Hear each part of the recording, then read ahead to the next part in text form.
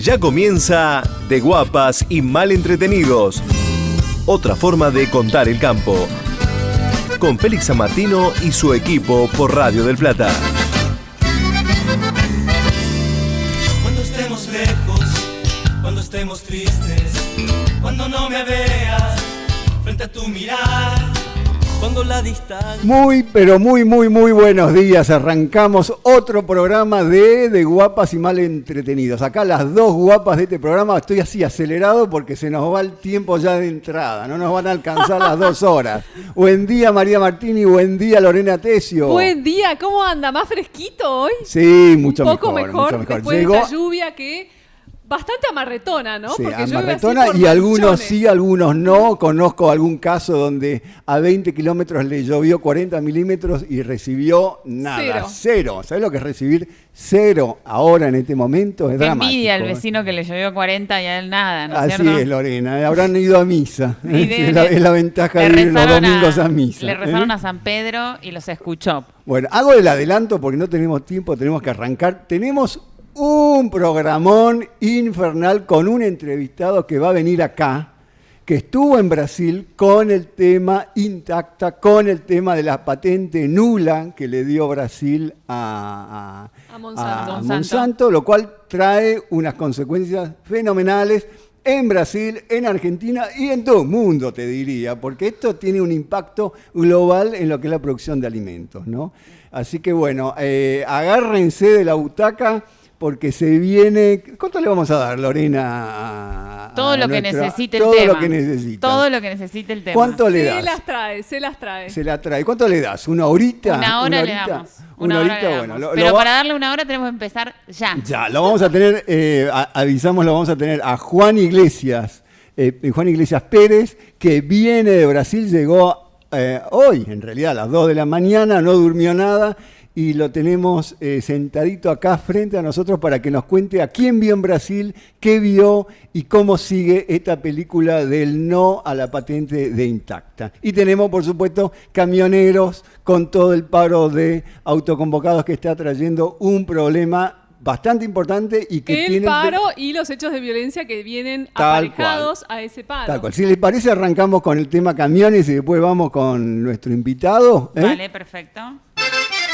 Ya compartimos con vos la mejor información agropecuaria con Félix San Martino y su equipo en Radio del Plata.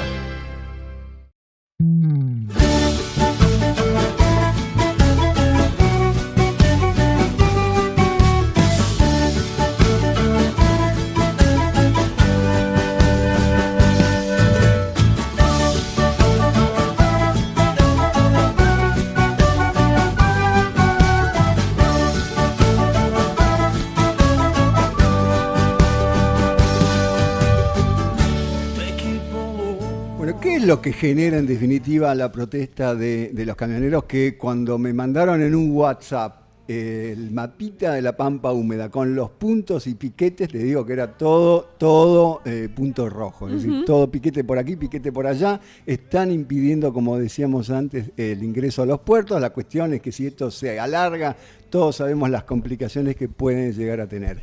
Pero para entender si es un reclamo por un aumento de la tarifa referencial o directamente que no quieren tener tarifa referencial y manejarse por, llamarlo una ley que le fije el precio, es lo que no termino de entender la posición de los transportistas autoconvocados. Cereales. Sí. Pero bueno, para preguntar, vamos a entender un poco más de qué se trata. Así esto. es, y vamos a hablar con Raúl Dente, que es presidente de la Federación de Acopiadores. Raúl, muy buenos días.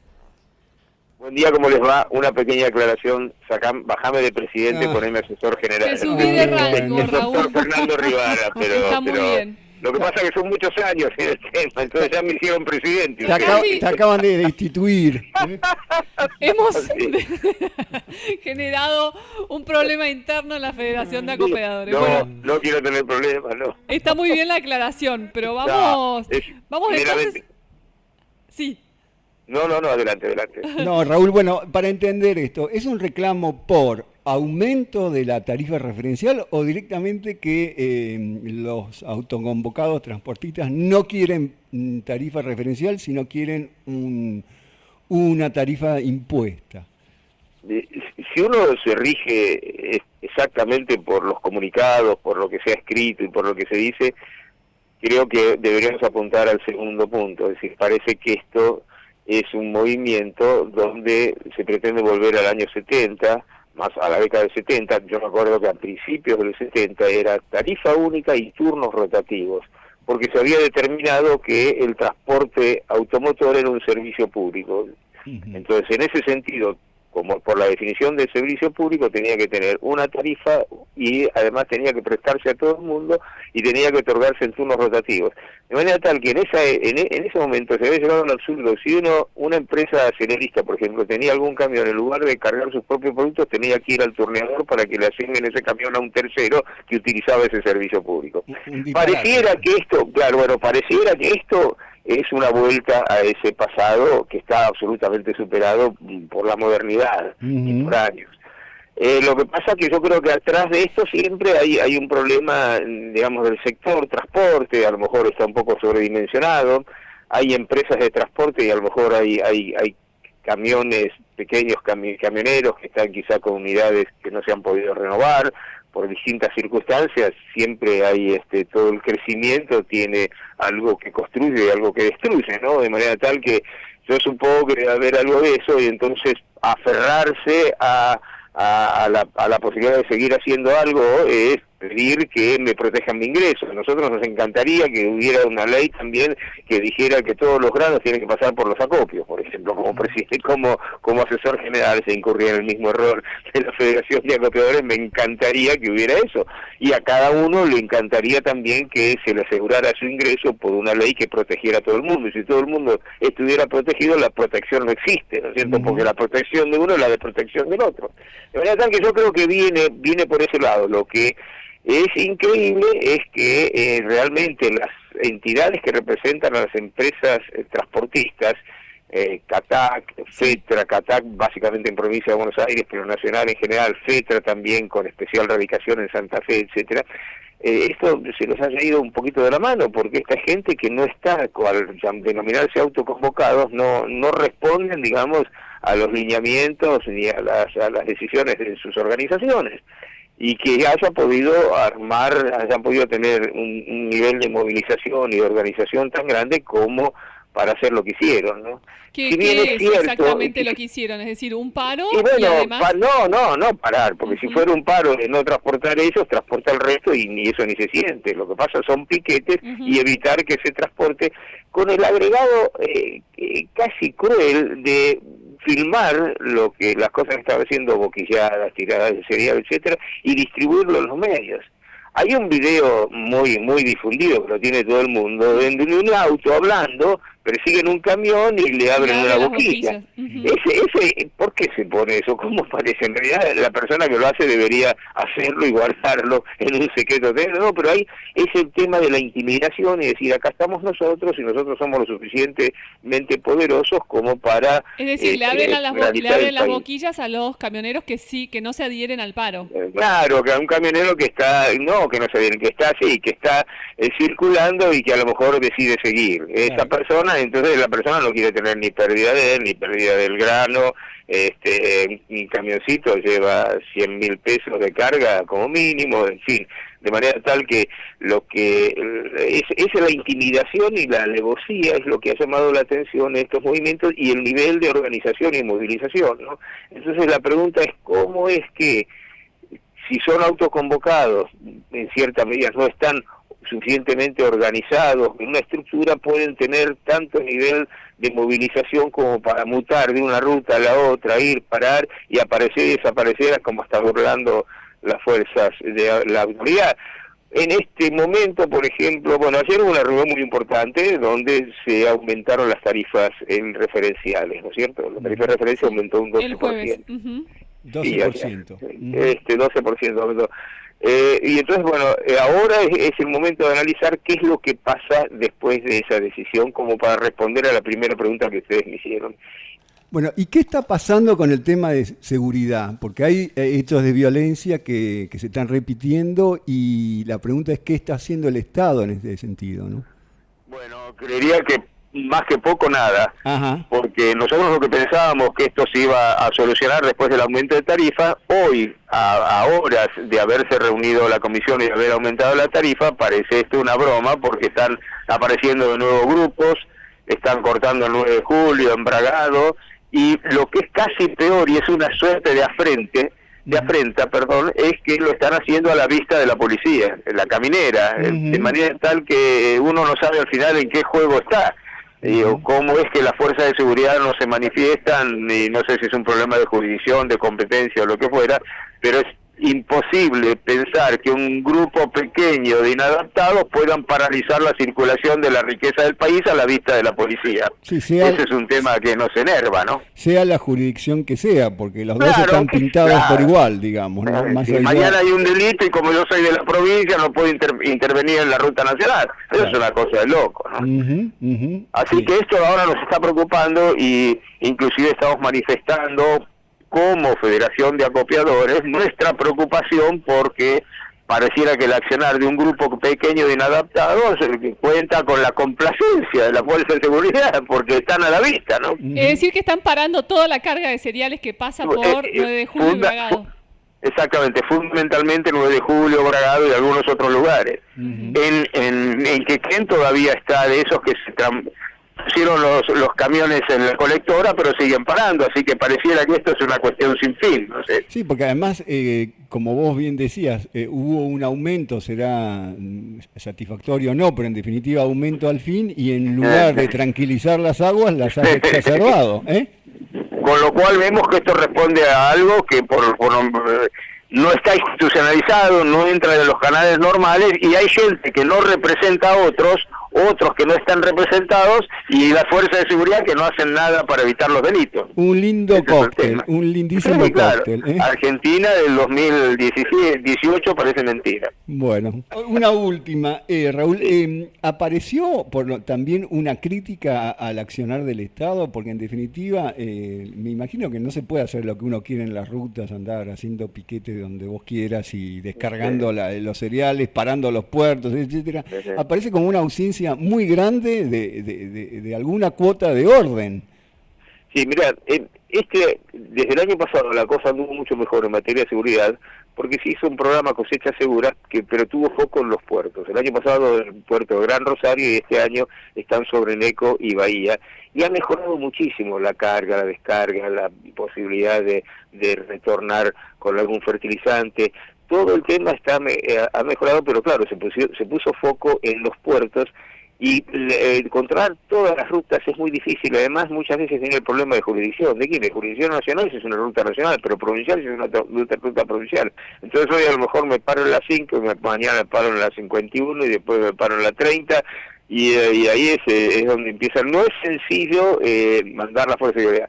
Lo que a lo mejor podría, la deficiencia va a haber que desarrollar quizás un poco más de inteligencia sobre cómo se comportan estos grupos autoconvocados que hasta ahora no habían estado, ¿no? Entonces creo que aparece un factor nuevo de gente que supuestamente no responde a ninguna organización central, y que bueno, tienen este poder de movilización. Y además, lo que es cierto, que cuando paran en algún lugar, es muy riesgoso para el dueño del camión, para el chofer, la responsabilidad, la carga. Hay mucho valor en la ruta como para jugarlo o comprometerlo en una decisión. No le doy importancia, sigo para adelante, y mañana tengo una represalia, que me tiran la carga. Ha habido de todo, actos de violencia, mañana me tirotean, no saben quién soy, me incendian el camión. Ha habido de todo en la historia. Entonces la gente, sobre todo en un momento que no es momento de plena cosecha, dice, bueno, lo que no entrego hoy espero que pase 2 días, 3 días, 5 días, y lo entrego mañana. Ahí el costo, de manera tal que la carga que no se hace hoy se va a hacer mañana, la carga no se pierde. Lo que sí se pierde el costo, claro, es si hubiese alguna demora en los puertos de los barcos. El barco. Y ahí y son $20.000 más o menos por día de cada barco. Y eso finalmente va a ir al precio, ¿no?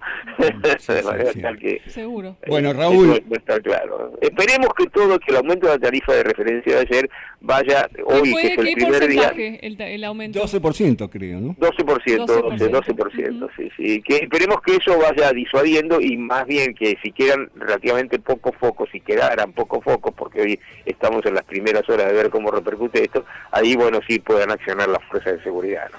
Bueno, Raúl, te mandamos un abrazo, ¿eh? Muchísimas gracias a ustedes por el llamado. Muchísimas gracias. Era Raúl Dente, asesor de la Federación de Acopiadores.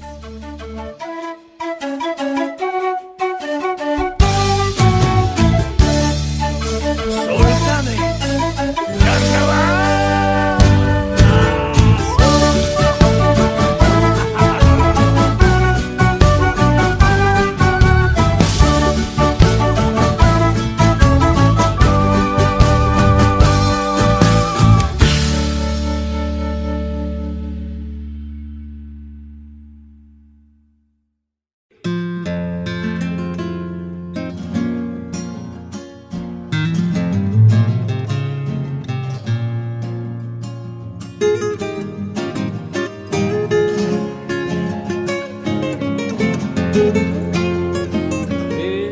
Bueno, seguimos con el tema del paro de camioneros, ¿te parece? Que porque está la verdad está calentito y además no sabemos cuánto más puede llegar a durar y las consecuencias que puede generar esto, ¿no? Porque en definitiva, a más días, más consecuencias con puertos parados, con los puertos, como mayores decía, costos. Claro, como decía recién, hace un ratito Raúl Dente, el tema del taxi que te cobran los barcos en el puerto, que en definitiva todo termina en el bolsillo, en definitiva, del productor. Todo se ajusta ahí.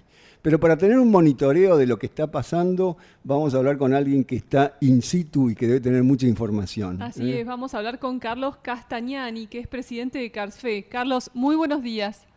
Buenos días, un gusto, ¿qué tal? Bien, hola Carlos. Contanos un poco qué es lo que te está llegando a vos de información de piquetes y la violencia misma que también se registró.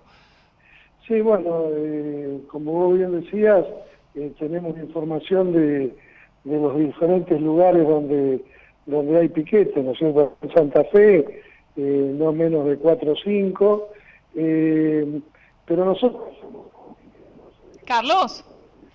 Hola, Carlos. Ah, Seguimos hablando con Carlos Castagnani, que es presidente de CARSFE. Carlos, nos estabas contando cómo está la situación de los piquetes de los camiones, del paro de camiones, de transportes de cereales. Bueno, acá la situación es preocupante, como yo comentaba, no tanto por el reclamo en sí, porque cada sector tiene derecho de reclamar por sus rentabilidades, por sus objetivos. Lo que sí nos preocupa, en algunos lados, la violencia, inclusive física, contra otros trabajadores, como choferes de camión, ¿no? Entonces, en eso estamos realmente preocupados, ¿no? ¿Esa violencia se expresó cómo? ¿Esa violencia se expresó cómo, Carlos? Bueno, desde la modalidad de seguir los camiones y abrirles la boquilla, hasta una agresión física a uno de los camioneros, roturas de parabrisas, y eso realmente es lo que nos preocupa, porque bueno, creo que no es la manera. También hay comentarios, no tengo la prueba, de que en algunos piquetes no es gente del lugar, sino que es gente que viene de otros lugares, y bueno, al margen de todos los problemas que trae, no te olvides que estamos a pocos días de empezar la cosecha, ya hay algunos movimientos de maíz de semilla, entonces creemos, y en esto también quiero reiterar, no estamos en contra de los reclamos, porque cada sector sabe cómo defiende sus intereses, pero sí nos preocupa la violencia realmente. ¿Ustedes sabían de la existencia de estos transportistas autoconvocados o es una agrupación nueva? No, nosotros no teníamos idea, es más, las entidades se reúnen con la gente que está organizada, con con personería jurídica, como debe ser, ¿no es cierto? Claro. El autoconvocado, yo creo que es una figura realmente que confunde a la comunidad, porque todos nos podemos enrostrar atrás el autoconvocado y no es así. O sea, yo creo que todo tiene que pasar por algo organizado, por algo institucional, por algo donde nos podamos sentar las partes y poder debatir bueno, la tarifa o lo que haya que debatir, pero con el autoconvocado no tiene ninguna autoridad más que hacer lo que está haciendo en la ruta, ¿no? Carlos, ¿y cómo están trabajando con la seguridad específicamente? ¿Están trabajando con las autoridades provinciales, nacionales? Sí, nosotros estamos continuamente en contacto. Por supuesto que dentro de nuestro alcance lo único que podemos hacer es informar y contarle cómo está la situación. Ya de ahí en más depende de las autoridades cómo van a actuar y las prevenciones que tienen que tomar. Yo anduve por la ruta y hay presencia policial, o sea que en ese sentido creo que se está más tranquilo, ¿no? Bueno, Carlos, vamos a seguir este tema porque la verdad que está preocupando a muchos y como vos bien decías, con un arranque de la cosecha que no es la mejor manera de empezar, ¿no? Con esta amenaza de que te puedan parar el camión, con la amenaza mayor de que haya violencia.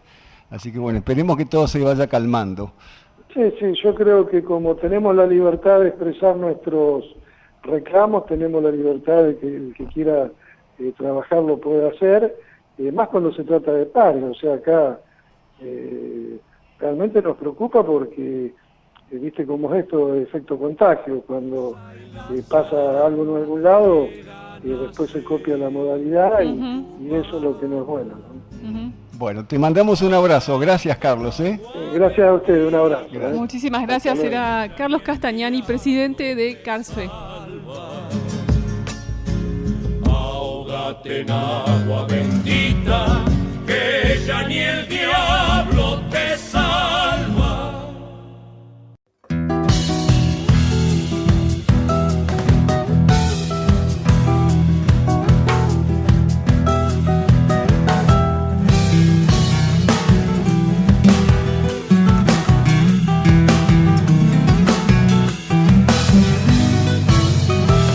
Yo soy salteño de pura cepa, por eso tengo el corazón de poeta.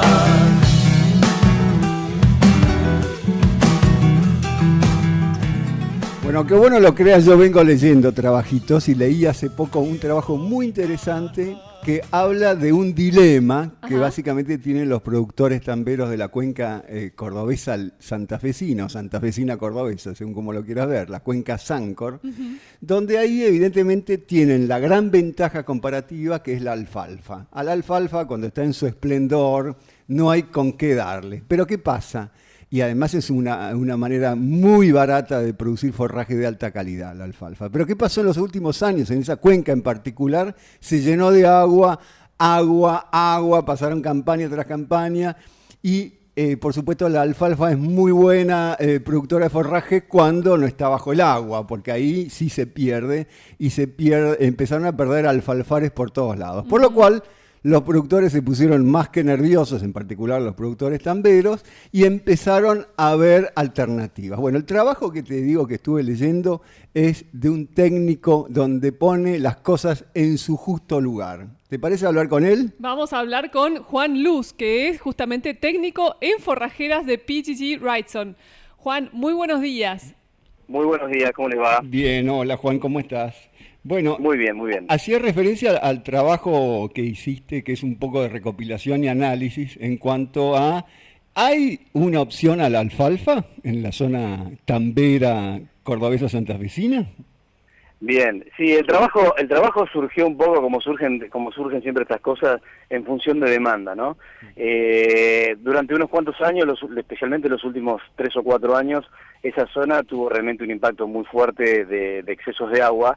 Y básicamente la columna vertebral de, como bien lo dijiste vos, la columna vertebral del aporte forrajero de esa área es bien base alfalfa, fundamentalmente alfalfa de tipo pura. Y como todos saben, la alfalfa es una especie que tiene mucha susceptibilidad a, fundamentalmente más que a los excesos de agua, a la falta de oxígeno en raíces. Entonces, ha habido una serie de años consecutivos en donde los productores tamberos han perdido cantidades innumerables de lotes de alfalfa. Entonces, en función de eso, empezaron a ponerse un poco nerviosos, con toda la razón del mundo, o sea, con motivos les sobraban para tener un poco de nervios, y empezó a haber un poco de tensión preguntando y tratando de interpretar la situación que estaba ocurriendo en el área, a ver si existían o con qué se podía reemplazar la alfalfa. Entonces, en función de eso, me pidieron una serie de charlas en toda la región, que fue una cosa increíble. En 2 o 3 meses fueron 4 o 5 lugares que me pedían exactamente lo mismo. ¿Por qué no venís a hablar de cuáles son las alternativas a la alfalfa para reemplazarla? Directamente para reemplazarla. Claro. Entonces, cuando uno está, como en mi caso, muchos años viendo estas cuestiones, la primera pregunta que uno se hace es, che, ¿esto está bien? O sea, ¿hay que pensar en reemplazar la alfalfa? A priori me parecía que no, pero me parecía que el planteo tendría que ser más hacia cuáles son las alternativas, o sea, dónde poner la alfalfa, cómo manejar un poco o cómo administrar un poco el riesgo y cuáles son las alternativas complementarias, ¿no?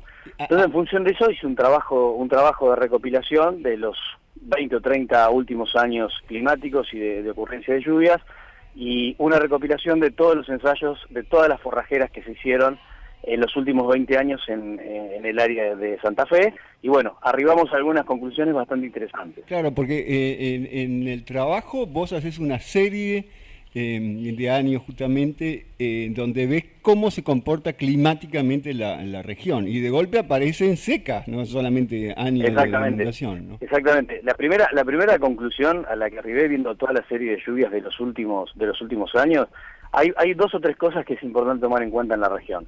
En primera instancia, es una zona que es transicional, es completamente transicional entre clima templado y clima subtropical.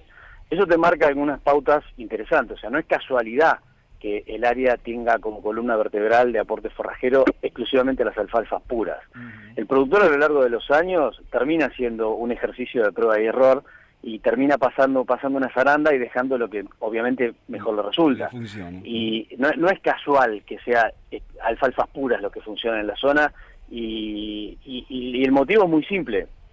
Como es una zona transicional, estamos en un área en donde el funcionamiento de las otras especies forrajeras de tipo templada, las clásicas OIP, otoño, invierno, primavera, en esa área son sumamente erráticas, porque estamos cayéndonos casi dentro de la zona subtropical. Claro. Si ustedes miran el mapa transicional, el mapa de los climas, verán que justamente en la zona de Rafaela viene una línea perfectamente recta, y en la zona de Rafaela hace una especie de panza e incluye esa región y vuelve a hacerse recta para ir hacia el lado de Entre Ríos. Entonces, no solamente estamos en un área transicional entre zona templada y zona subtropical, sino que encima, dentro de la zona subtropical, se divide la región de clima subtropical en 2 grandes áreas, que es subtropical con estación seca y subtropical sin estación seca. Así que la variabilidad es fenomenal ahí. Esa división entre subtropical sin estación seca y con estación seca justamente cae adentro de la panza. Entonces, en la primera conclusión, ojo, no soy climatólogo, pero simplemente lo que hice fue una recopilación de datos y un análisis de la situación, y lo que hice fue analizar qué pasa con la ocurrencia de años de excesos de agua o sea, cómo ocurre la frecuencia de esos fenómenos. Y lo que pude encontrar en primera instancia es que, viendo la serie de los últimos, creo que 30 años, si no me falla la memoria, se ve que hay varias cosas interesantes. Hay primero una alternancia muy clara de años húmedos y de años extremadamente secos. Los últimos 3 años fueron años extremadamente húmedos, pero obviamente son los que el productor lo sufrió, es obviamente lo que tiene más fresco en su cabeza. Pero yo no quería dejar de perder de vista que la Rafaela, o el área de Rafaela, para centralizarlo como zona centro de toda esa región, no nos olvidemos que hace 7, 8, 10 años tuvimos años con un peso muy fuerte de sequías. Claro. Y eso es parte de la normalidad de esa región en función de esta alternancia que tiene por lo transicional que es la región. Entonces, lo que encontré es, en primera instancia, la primera de las conclusiones, es que es una zona en donde, primero, tenemos una frecuencia de que más o menos el 50% de los años es normal. Cuando digo normal, me refiero a que las lluvias están dentro de los valores promedios, más o menos 20%. Un promedio Ahora, de Rafaela, ¿qué son? ¿800 milímetros? Un poco más, 900 y pico, sí, 900 y pico. Ahora, cuando yo digo que el 50 y algo por ciento de los años es normal, o sea que las lluvias están 20% más o 20% menos, y pongamos para hacer algo bien gráfico, 1000 milímetros. O sea, tomé en cuenta como años normales aquellos años en donde las lluvias estaban entre los 800 y los 1200 milímetros. Ahora, de ese 55% de los años que caían con esas precipitaciones, había una frecuencia muy importante de años que, cumpliendo el promedio, tenían abriles de 300 milímetros. Claro. Primer punto. Segundo punto, hay un 50 y pico por ciento de los años son años normales, pero con esos excesos de abriles de 300 milímetros, pero cumpliendo esa media anual. Es decir, en un año promedio en el que te inundabas. Exacto. Ahora, un 30% de los años al menos es lo que dio en esa secuencia de años, un 30% de los años era extremadamente húmedo. ¿Qué quiere decir extremadamente húmedo? Más de 1200 milímetros, que incluye a su vez, ya tenemos 30 y pico por ciento de los años con más de 1200 milímetros, pero a su vez también no nos olvidemos que dentro del 50% de los años normales, muchos años hay excesos en abril. O sea que, en otoño. Por lo tanto, tenemos una frecuencia, en los últimos 30 años, una frecuencia de años con excesos de precipitaciones que le pegan a la alfalfa de manera notable. Con lo cual, esto refuerza lo que el productor está mostrando. Está preocupado la idea del reemplazo. Pero, que esto es lo que no hay que olvidar, el 10% de los años son años extremadamente secos, en donde las precipitaciones fueron por debajo de los 700 milímetros. Entonces, para hacerlo más fácil, si vamos a tener 6 o 7 años de 10 con exceso de agua, vamos a tener 1 de cada 10 va a ser seco, extremadamente seco. Entonces, ahí tenemos que empezar a evaluar qué riesgo es el que queremos asumir en función de cómo queremos armar la cadena forrajera. Vos hablabas de una cuestión de estrategia topográfica también, ¿no? Exactamente. Y esa es la segunda conclusión a la que logramos arribar. En esta situación de años extremadamente húmedos, que fueron justamente, si bien ocurren en el 50, 60, 70% de los años, estos excesos de agua, hubo 3 años seguidos en donde los excesos fueron bien marcados y donde justamente hubo excesos claramente en el otoño. O sea, algo perfectamente esperable. El productor que está escuchando me debe querer matar en este momento porque no estoy diciendo nada nuevo. ¿Dónde me puse el énfasis para tratar de descubrir cómo administrar un poco ese riesgo? En tratar de analizar qué pasó o cuáles son los resultados que encontramos con los ensayos que se hicieron en la región de todas las especies forrajeras que se utilizaron en los últimos 20 años. Entonces, me basé en la red de ensayos de la Cámara de Semilleristas, que tiene uno de los puntos en los cuales se hacen los ensayos desde hace muchísimos años, tiene alrededor de 30 años, si no me falla la memoria, de ensayos ahí en la zona de Rafaela, específicamente en Susana, que es el pueblo que está por debajo de Rafaela, sobre la 34, y lo que encontré fueron cosas bastante interesantes. Analicé 2 cosas. Analicé, en primera instancia, la capacidad productiva de todas las especies que se estudiaron o que se ensayaron en los últimos 20 años ahí, y las persistencias de las especies en esos últimos 20 años. Y encontré varias cosas interesantes. En primera instancia, cuando se toman los rendimientos promedios de los alfalfares en los ensayos realizados ahí en Susana en los últimos 20 años, comparativamente con las otras especies, se encuentran algunas cosas interesantes. En primera instancia, la alfalfa fue la que mostró la mayor capacidad de producción en términos de kilo de materia seca por hectárea, siempre, aún en los años muy húmedos. hay especies que están por debajo de la alfalfa y que mostraron en algunos años excelentes niveles de producción. Cito algunos ejemplos: achicoria, Lotus corniculatus, cebadillas. Esos mostraron excelentes niveles de producción. Trébol rojo, muy buenos niveles de producción, pero, cuidado, porque muestran una gran erraticidad. O sea, algunos años produjeron muy bien, no llegaron a los niveles de la alfalfa, pero fueron muy erráticos. Encontrás años de excelentes niveles de producción de trébol rojo y años de reproducción de trébol rojo muy bajas. Cuando me refiero a esto, me estoy refiriendo a la media del ensayo, no estoy hablando de un material en particular, O sea, tomé todos los ensayos de trébol rojo que se hicieron en la zona de Rafaela en los últimos 20 años, tomé para cada punto la media del ensayo y que con todos los ensayos que se hicieron, lo grafiqué.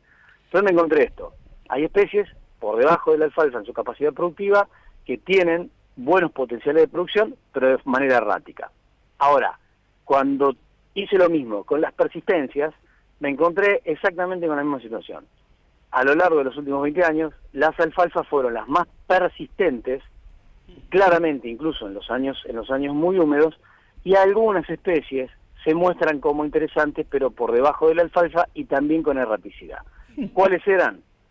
Festuca y trébol blanco, básicamente. O sea, especies que muestran buenos niveles de persistencia, de manera errática, y no tan buenos niveles de producción.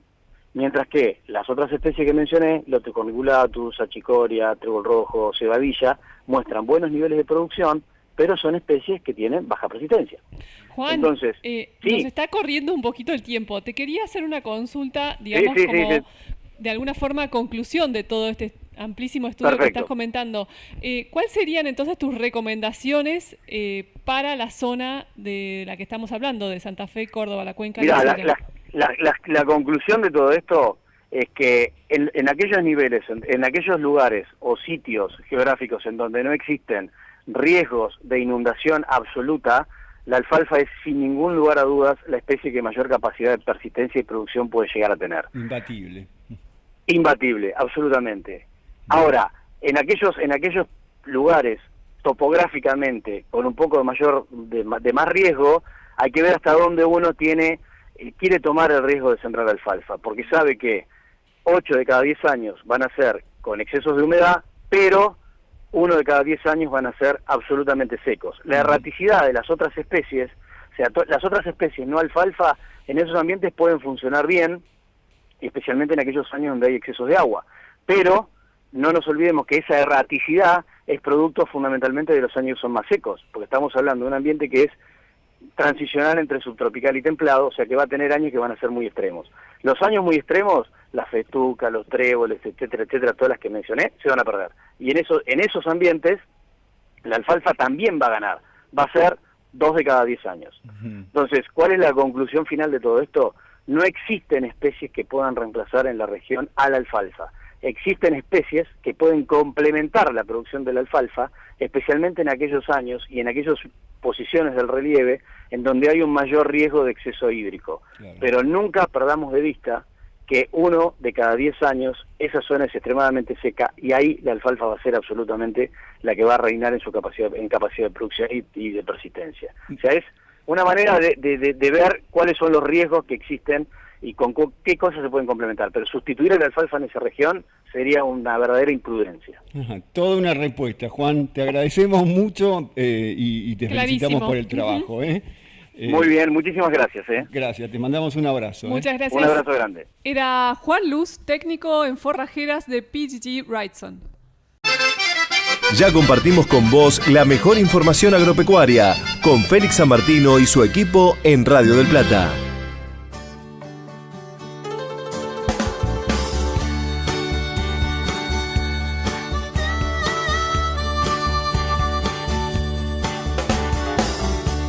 Al ser carpintero y tú una reina de madera, un palacio azul con mis manos te haría. Si fuese ingeniero,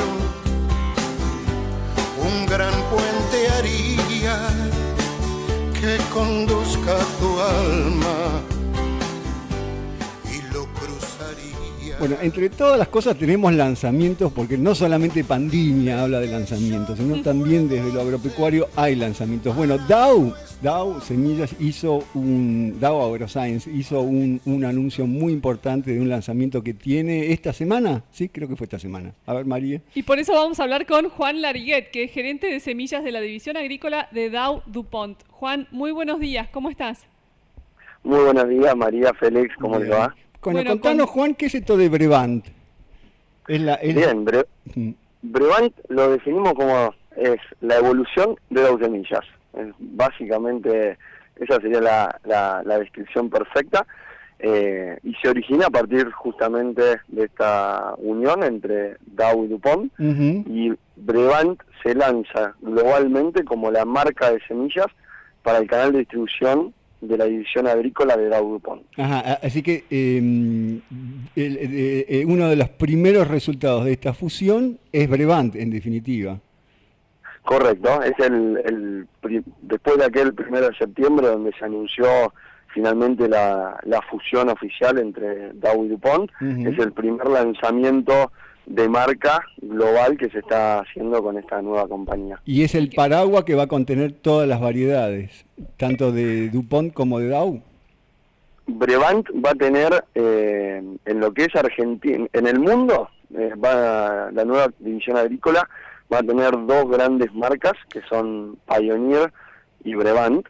Esas dos grandes marcas apuntadas a dos segmentos diferentes de mercado, apoyadas en una plataforma de genética global sumamente competitiva y amplia, que suma lo que traía la empresa Dow AgroSciences, lo que traía DuPont Pioneer, y localmente con una red de investigación más que interesante y que entendemos nos va a dar muchos mejores productos de lo que venimos ya trabajando de acá hacia el futuro para el productor argentino. Juan, para el productor argentino justamente, más allá de la mejora de los productos, ¿qué otra diferencia van a encontrar? ¿Va a haber cambio de distribuidores?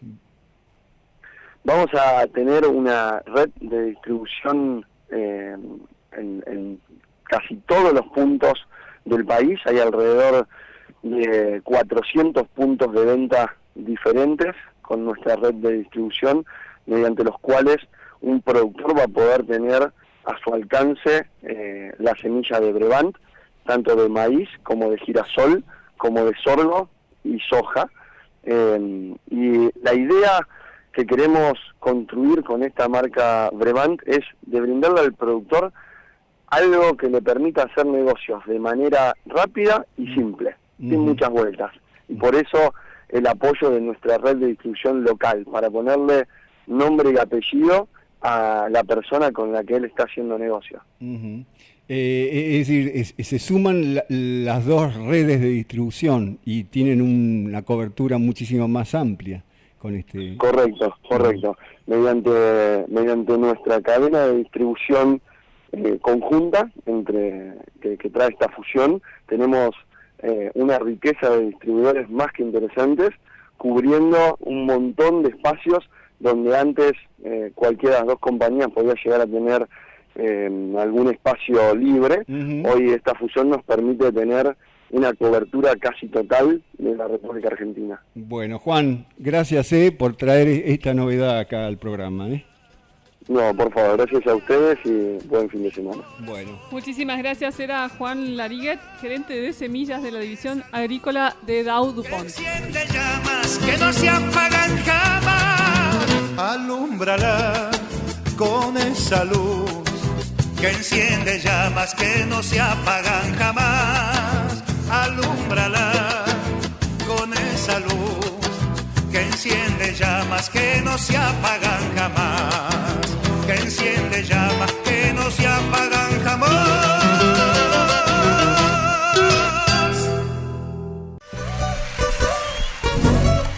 ¡Arriba Santa Fe querida!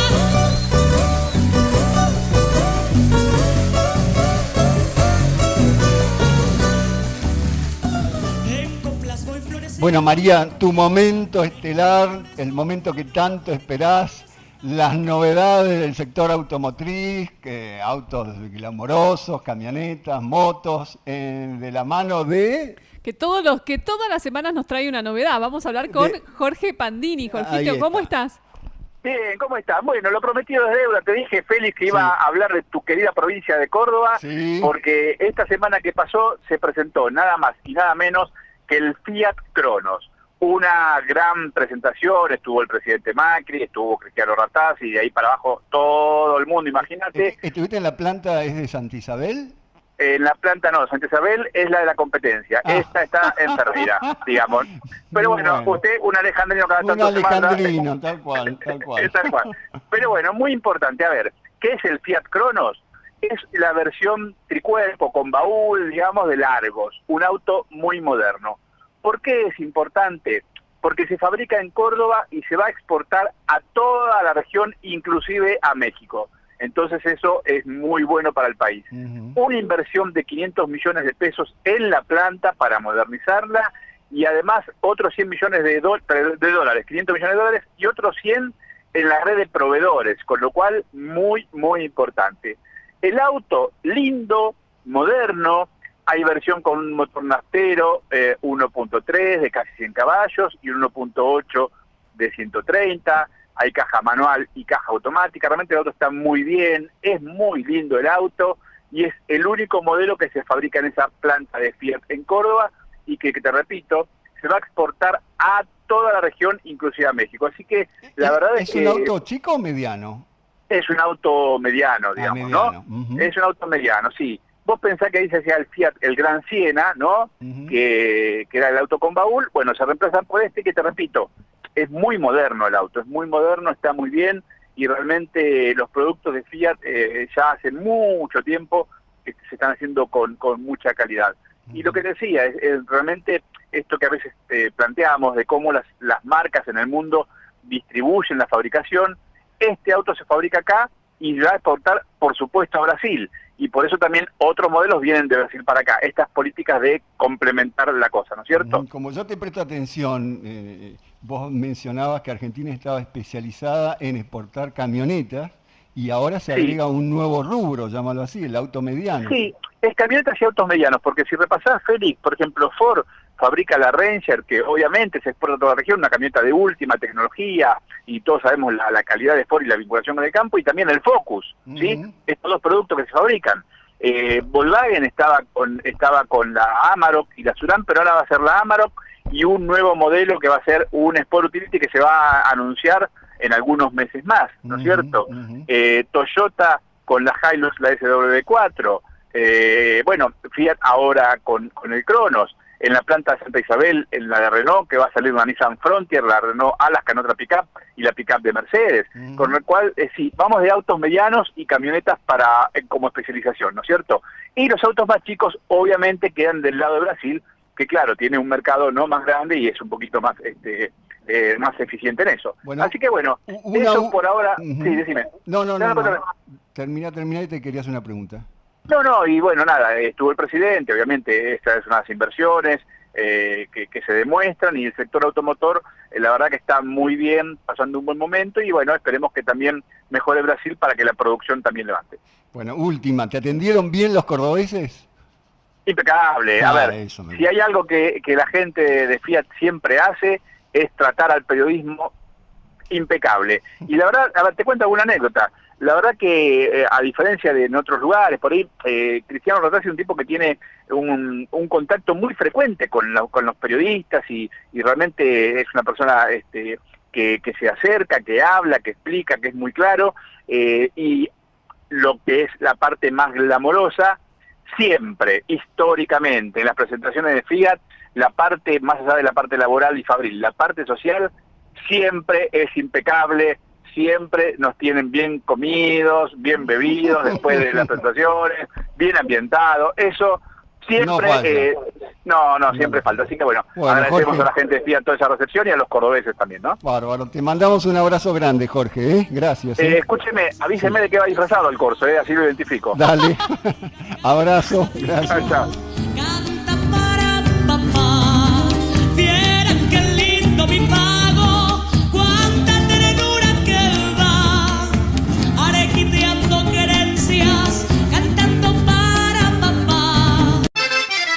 Ya compartimos con vos la mejor información agropecuaria con Félix San Martino y su equipo en Radio del Plata.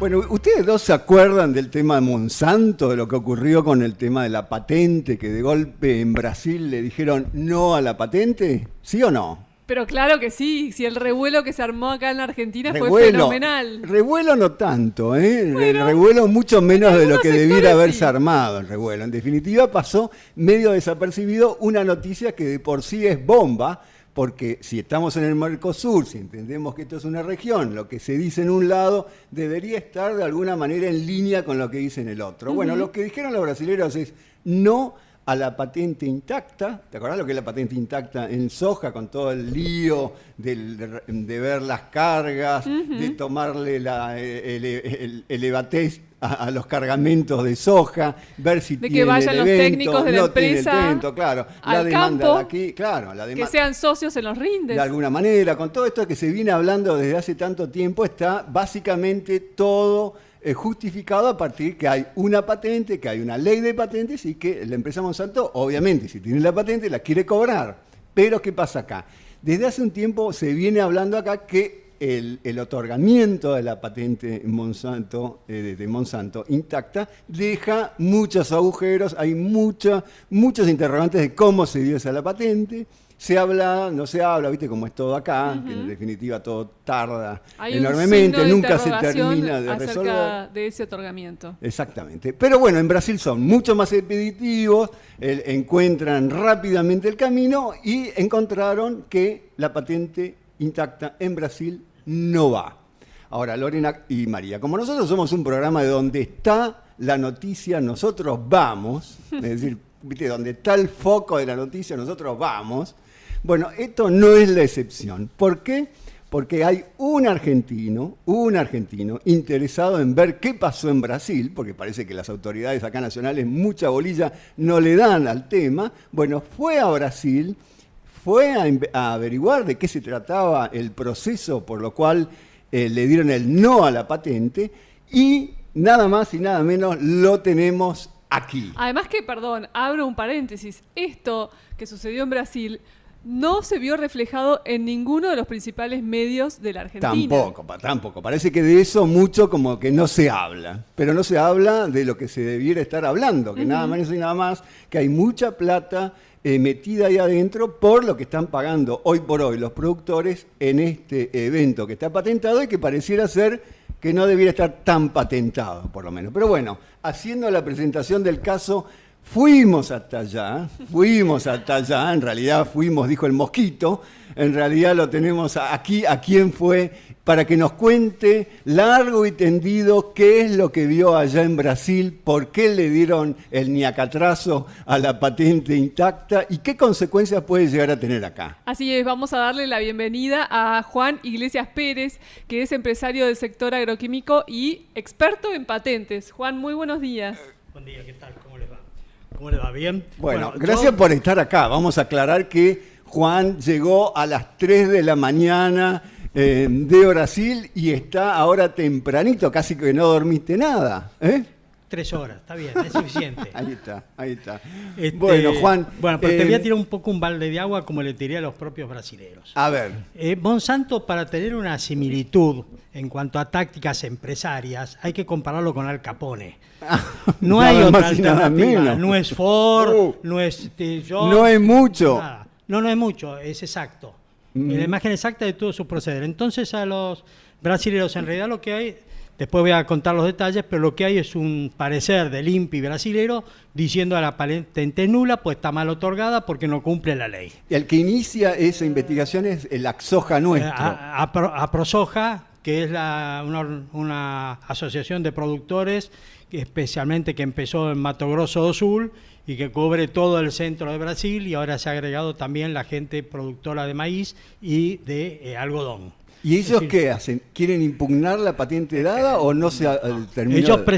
Ellos armaron un equipo multidisciplinario realmente grande, han gastado, no sé la cifra, pero han gastado bastante dinero, pues han contratado 2 expertos ex INPI, han contratado 3 biólogos de primer nivel universitario en Brasil y un equipo de abogados, así que hay un equipo de más o menos 9, 10 personas trabajando detrás de esto.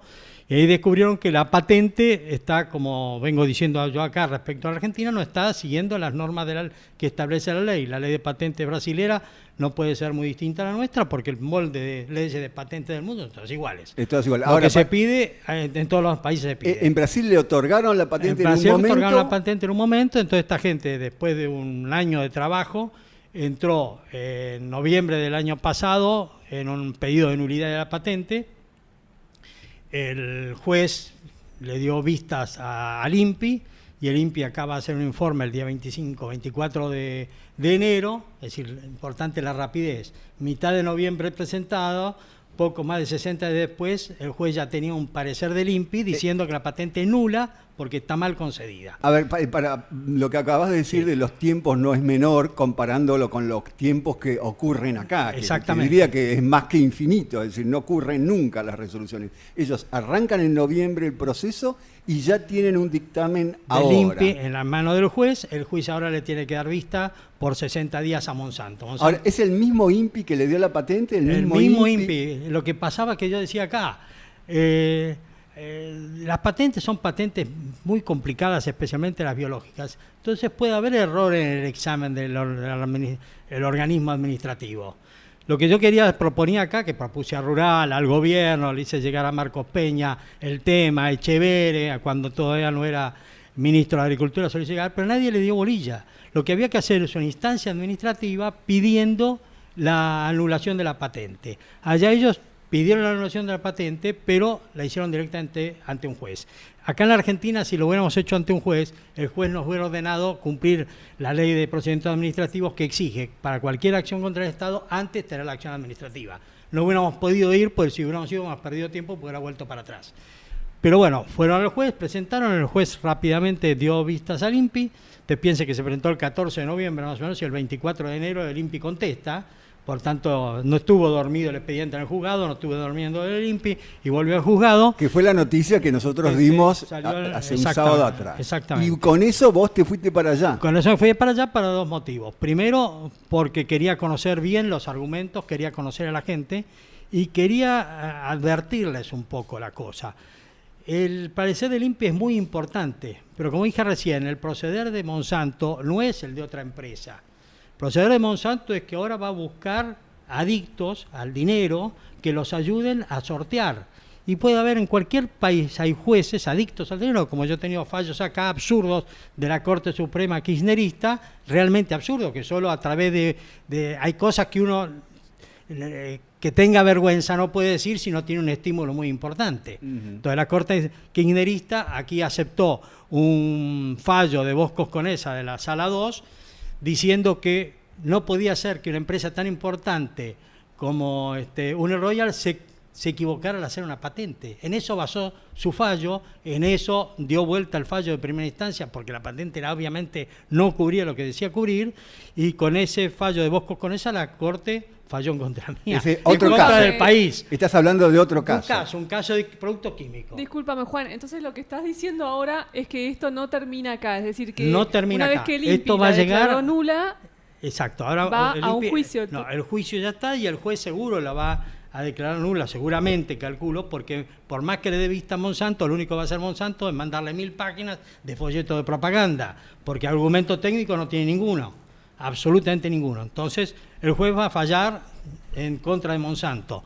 Entonces, Monsanto va a apelar, y allá son 4 instancias para llegar al Supremo Tribunal, porque ya tienen 2 Supremos Tribunales, tienen el Supremo Tribunal de Justicia y el Supremo Tribunal Federal. Entonces va a ir a lo que serían acá las cámaras, la Cámara a favor de Prosoja o a favor de Monsanto, uno de los dos va a apelar y esto va a terminar llegando al Supremo Tribunal de Justicia. De aquí a allá hay mucho tramo, muchísimo tramo. Entonces, ¿qué es lo que hay que hacer? Mucho tramo y mucho tiempo. Mucho tramo y tiempo. Pero lo que sí están convencidos ellos, que con el fallo de primera instancia se va a parar el cobro del royalty. Es decir, es millonario. Es un tema millonario. Del que absolutamente millonario.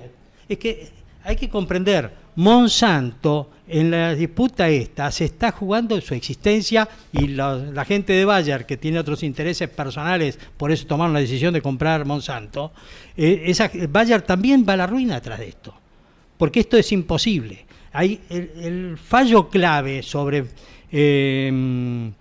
patentamiento de organismos vivos es un fallo de 1948, Fangs contra Kahlo.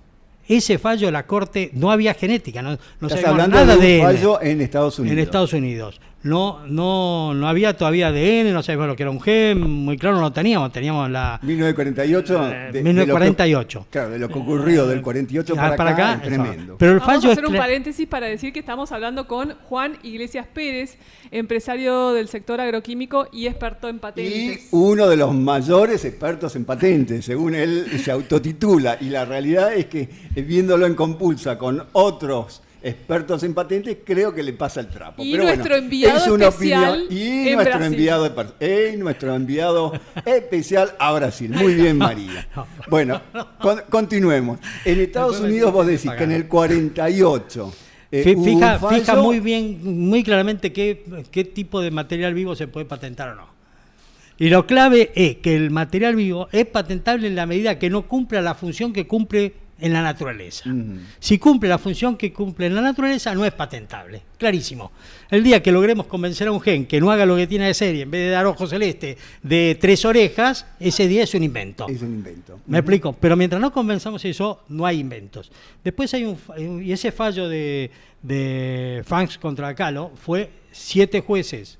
Tienen el fallo de que la patente no era otorgada por la Oficina de Patentes de Estados Unidos, no era válida, y dos fallos en contra, es decir, se ganó 7-2. Hay un fallo en 1980, que es en la causa Diamond contra Chakrabarty, que la Corte hace un fallo no entendiendo, porque se basa en ese fallo, pero es en contra de ese fallo. Y un fallo que salió 5-4, la Corte en Estados Unidos tiene 9, ¿no?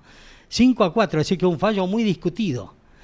Y sobre ese fallo es lo que se basa todas las patentes de Monsanto, es lo que se basó, lo que Estados Unidos exigió en Marrakech en la creación de la OMC, en el famoso TRIPS y todo eso. Pero tenemos un tercer fallo mucho más nuevo, que es de 2013, contra Mayrad, donde la Corte le baja también la patente a Mayrad, y se la baja, hay un análisis técnico, pero la conclusión del fallo de la Corte es que las funciones no son patentables. ¿Y qué hago? Por más que corte, que lo destroce y lo remueva y haga, en vez de usar el ADN, uso el ARN, haga lo que haga, manipule lo que manipule, lo que estoy pasando es siempre la misma función. No lograron que el gen que naturalmente le da resistencia a las plantas contra el glifosato lograra que naciera un bebé con 3 orejas. No lo lograron. Entonces no tienen patente. Bueno, pero para entenderlo, porque es un tema complicado. Una cuestión es lo que derriba o no la idea de patentar seres vivos. Y lo otro, volviendo al tema de Intacta y de Brasil, es un tema básicamente de procedimiento del patentamiento de un evento, donde vos ya venías diciendo hace un tiempo atrás que había fallas en ese procedimiento y los brasileros convalidaron lo que vos venías diciendo. Exactamente. Es un tema de procedimiento. El procedimiento está mal. Está mal porque no está descrito lo que quieren patentar. Lo que quiero patentar tiene que estar bien descrito. Y eso no está, ni acá en Argentina, ni allá. Nada. No está. Por tanto, no hay patente, independiente de la otra pelea que es muy importante y muy grande y hay que darla. Claro, porque es el futuro de la agricultura argentina y es mucho más importante que el futuro de la agricultura argentina. Es el futuro de la alimentación del mundo. Claro. Eso es lo que estamos discutiendo. Hoy no estamos discutiendo la agricultura ni la plata de nadie.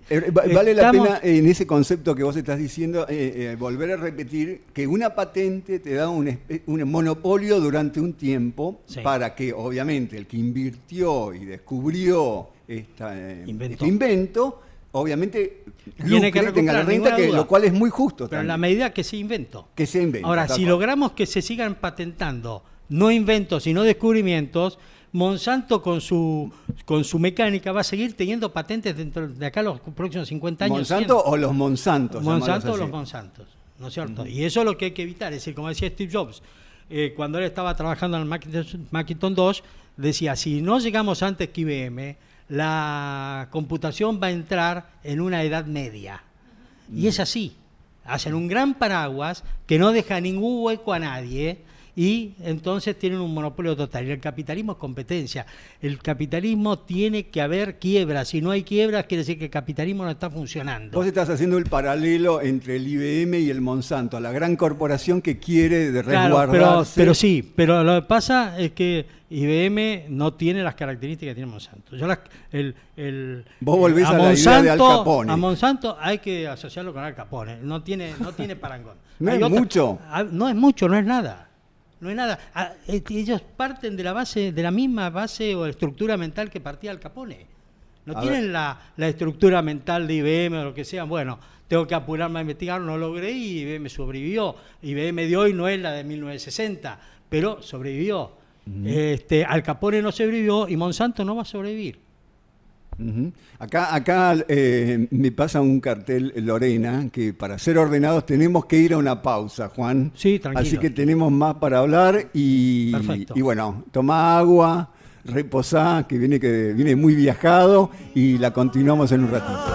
Y es que solo en tu sonrisa encuentro razón a mis días, porque me tiendes tu mano siempre, hoy sigo aquí.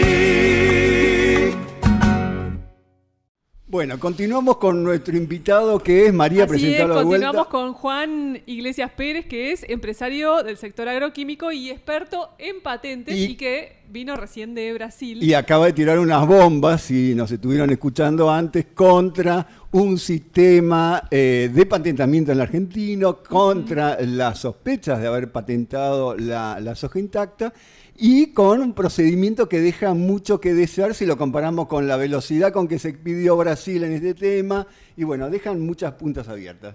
Y también, Juan, mencionaste un tema que es más allá de la soja intacta, más allá de este tema en particular, que es el futuro de la alimentación con las patentes, es decir, cómo puede llegar a cambiar el curso de la producción mundial de alimentos en el momento en que incurren patentamientos que no se debieran haber realizado, ¿no? Pero bueno, Juan, ¿por qué no nos contás tu viaje concretamente a Brasil? ¿A quién fuiste a ver? ¿Con qué te encontraste? ¿Y qué recursos se pusieron encima para este procedimiento? Un pequeño segundo. Yo no estoy en contra de las patentes, estoy en contra de patentes truchas. No, está clarísimo. Si la patente estuviera dado, no estaría hablando. Está clarísimo. Pero no está. Y mucho menos la política de Monsanto, que va sacando, como las muñecas rusas, va sacando una patente dentro de otra, con lo cual no va a tener patente si lo dejamos dentro de los próximos 200 años. Y va a tener consecuencias muy claro, no es la patente, no es el derecho al que patenta y que descubre un alimento, sino a todo el resto trucho de lo que se puede hacer a partir de la patente, que la puede hacer desde la multinacional más grande hasta una pyme. Si si Salk hubiera podido patentar el virus de la poliomielitis, Sabin no hubiera podido hacer su patente. ¿Cómo? Si Salk hubiera podido patentar el virus de la poliomielitis, que descubrió él, no cabe duda, o con un equipo, Sabin no podría haber hecho la vacuna de él 7 o 8 años después, que es mucho mejor que la Sabin. Claro. ¿Me explico? Claro, hubiera estado patentado. Hubiera estado patentado y Sabin hubiera quedado. Y seguramente Pittman Moore, que es donde creo que hizo la patente Salk, hubiera hecho 16 patentes posteriores que le hubieran servido como 20 años más. Estaríamos todavía vacunando inyectablemente a los chiquitos. Estás hablando que genera toda esta truchez un retraso, en definitiva, que no es inocuo. Y eso no es un invento mío, es decir, pueden ver un discurso de Bush, que no creo poderlo, como dijo una persona de CropLife acá, otro comunista igual que vos, no creo que George Bush hijo sea comunista igual que yo no lo soy, pero me lo atribuyó. Y George Bush tiene un discurso fantástico, que dice, cambian el color de la pastilla o el color del frasco y quieren una nueva patente. Claro. Y eso es lo que hacen Monsanto y hacen muchos.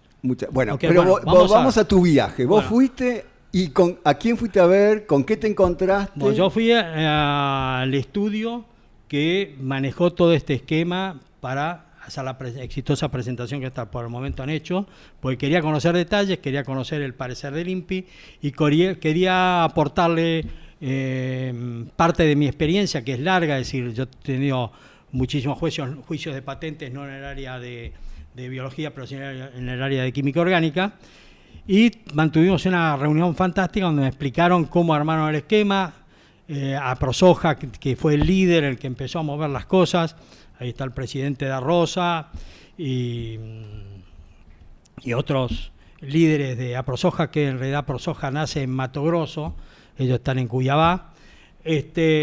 Pusieron realmente que era una cantidad de dinero importante, no me dijeron cuánto, pero armaron un equipo multidisciplinario que había biólogos, abogados, ex expertos de INPI, con lo cual hicieron un examen muy exhaustivo de esta patente y de otras patentes, es decir, va a haber próximos juicios a otros pedidos de patente o otras patentes otorgadas en Brasil. A partir de te va a ser, ¿Qué es lo que lo motivó a este equipo a investigar este tema y meterse en este tema? ¿Qué fue una sospecha? Algo elemental, es decir, ellos ya habían tenido un juicio hace años, porque con la RR1 Monsanto tuvo una patente también y cobraba los royalties. Entonces alguien se despertó allá en Brasil en el año 2011 y empezó a investigar, y la patente estaba vencida en 2010 y Monsanto seguía cobrando la patente. Ahí fueron a un juicio y Monsanto no pudo cobrar más los royalties. ¿Me explico? Que es lo que seguramente va a pasar ya con el informe de INPI, creo que eso sí se va a lograr, que no lo cobre o que sean depositados en la justicia pero no recibamos. ¿Se sabe cuánto se cobró hasta ahora por la patente intacta en Brasil? Mira, no tengo, pero debemos hablar de varios centenas de millones.